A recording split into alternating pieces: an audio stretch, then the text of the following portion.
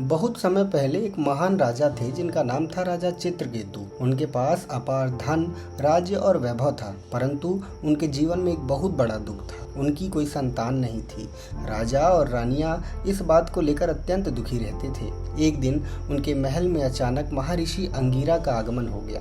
राजा ने उनका बड़ा सम्मान किया। ऋषि ने उनसे पूछा कि राजन, तुम इतने वैभव के बाद भी चिंतित क्यों हो? राजा ने कहा कि भगवान, मेरे पास सब कुछ है परंतु संतान नहीं है। तो ऋषि अंगिरा ने यज्ञ कराया और प्रसाद स्वरूप एक विशेष खीर रानी कृतधुति को दी।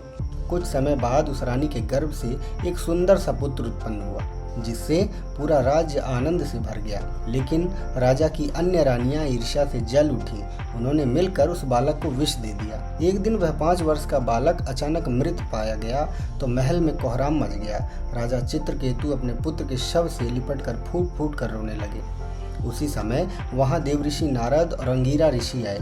उन्होंने राजा से कहा कि राजन, तुम जिस पुत्र के लिए रो रहे हो वह कौन है? क्या वह जन्म से पहले तुम्हारा था? क्या वह अगले जन्म में भी तुम्हारा रहेगा? राजा को समझ नहीं पा रहे थे।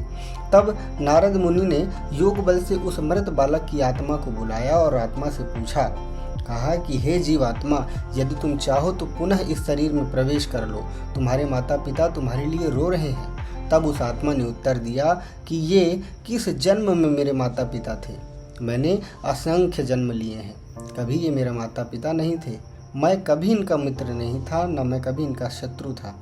यह शरीर और संबंध तो केवल कर्मों का बंधन है। मैं अब इस शरीर में प्रवेश नहीं करना चाहता। इतना कहकर वह आत्मा चली गई। राजा चित्रकेतु स्तब्ध रह गए। उन्हें समझ आया कि शरीर नश्वर है और आत्मा अमर।